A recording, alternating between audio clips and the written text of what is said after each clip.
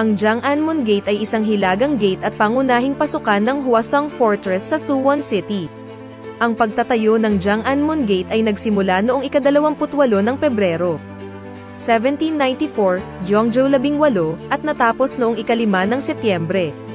Sa labas ng kastilyo, mayroong kalahating bilog na ongsang na kastilyo na nagsisilbing bantay upang protektahan ang gate ng kastilyo.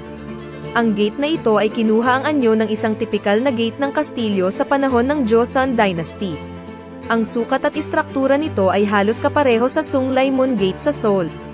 Itinayo noong unang bahagi ng Joseon Dynasty, at ito ay may marangal na anyo. Kung ikukumpara sa Sunglaimon Gate, ito ay mas bago at nagtatampok ng mga defensive facility tulad ng Ongsang at Jokdae.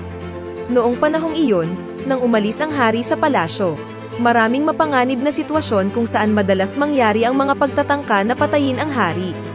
Kaya, pinaniniwalaan na maraming mga pasilidad sa pagtatanggol ang na-install at Suwon Hwasong Fortress bilang isang preventive measure. Noong 1920s, ang mga pader sa kaliwa at kanan ng tarangkahan ay giniba dahil sa Suwon City's urban planning project. Ang pavilion ay nawasak sa pamamagitan ng pambobomba noong Korean War noong 1950. Ngunit ang Gate Tower ay naibalik sa orihinal nitong estado noong 1978.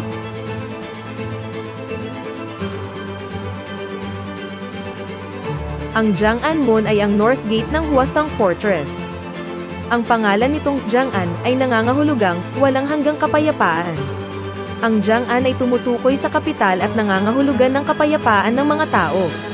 Isa sa 4 na pintuan ng Hwasong Fortress, ang Jiang'anmun ay itinayo noong 1794. Binubuo ito ng isang batong arko, 2 palapag na kahoy na pavilion, at isang semi-circular brick wall na tumutulong sa pagtatanggol sa gate.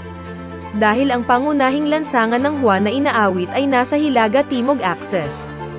Ang Hilaga at Timog na mga pintuan ay gumanap ng medyo mas mahalagang papel bilang pangunahing pasukan at labasan ng kuta. Karaniwan, ang pangunahing tarangkahan ng tradisyonal na kuta ng Korea ay ang timog na tarangkahan. Gayunpaman, bilang Hari Jeongjo ay unang dumating sa North Gate kapag naglalakbay sa Hwa na kinanta mula sa kabisera, ang North Gate ng Hwasong Fortress ang pangunahing gate nito. Jiang'anmun Gate, kasama ng Paldalmun Gate, ang Southern Gate, ay ang pinakakahanga-hanga at prestihiyosong gusali sa Hwasong.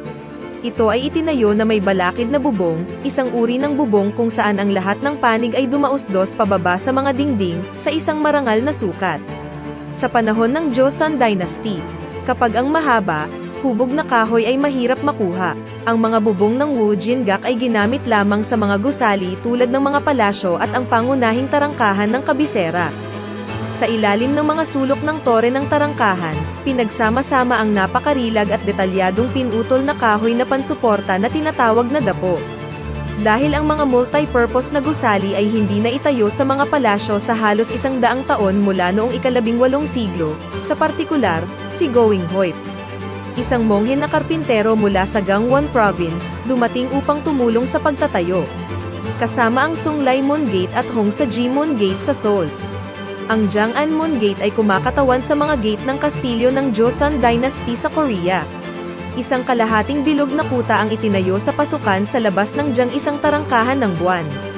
At isang Jokdae ang inilagay sa magkabilang panig, na nagpoprotekta sa mga tarangkahan. Ang sukat ng Jiang'anmun ay mas malaki kaysa sa Sunglaimon, ang South Gate ng Seoul. Ang kabisera ng Joseon Dynasty sa Korea. Ang kahoy na pavilion ng gate na ito ay nawasak noong Korean War, 1950 hanggang 1953, at muling itinayo noong 1975,